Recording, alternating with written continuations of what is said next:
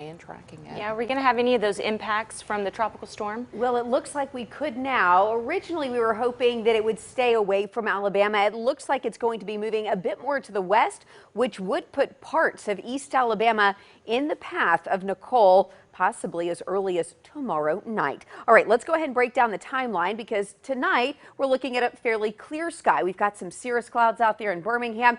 You might have noticed temperatures a little cooler. It was comfortable today, maybe not quite as warm. Maybe that's the biggest difference that you felt. Temperatures right now in Birmingham as we look live from our BJCC tower cam sitting in the upper 60s. Winds are light, but look at this extremely dry air in place. Dew point temperatures in the low to mid 20s, but even with that drier air in place, it's not going to be terribly cold overnight tonight, but that number will change quite a bit as Nicole moves across Florida through the day tomorrow and finally arriving in our neck of the woods sometime late tomorrow night. All right, here's the numbers right now. Temperatures ranging from the upper 60s, Gadsden, Birmingham, lower 70s from Jasper, Fayette to Tuscaloosa. Not quite in the 80s. We had another record-breaking day of warmth yesterday. Not necessarily record-breaking, a bit more seasonable today, but those temperatures will stay mild through the early evening. Remember, that sun sets here in about 35 minutes. Temperatures will be sitting in the mid-60s through 5 p.m., low 60s at 7, on their way into the 50s overnight tonight. So let's get to it. This is Nicole, Tropical Storm Nicole. We'll get another advisory here within the hour or two.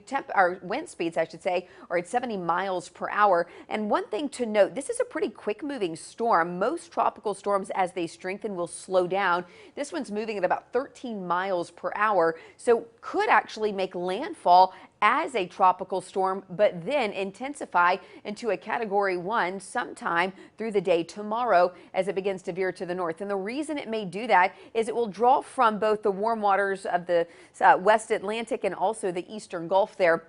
Heavy rainfall stretching from anywhere from north of Fort Lauderdale towards Tampa, across Orlando and up towards Jacksonville Thursday morning. By Thursday afternoon, that rain reaches the Wiregrass of Dothan up towards Montgomery.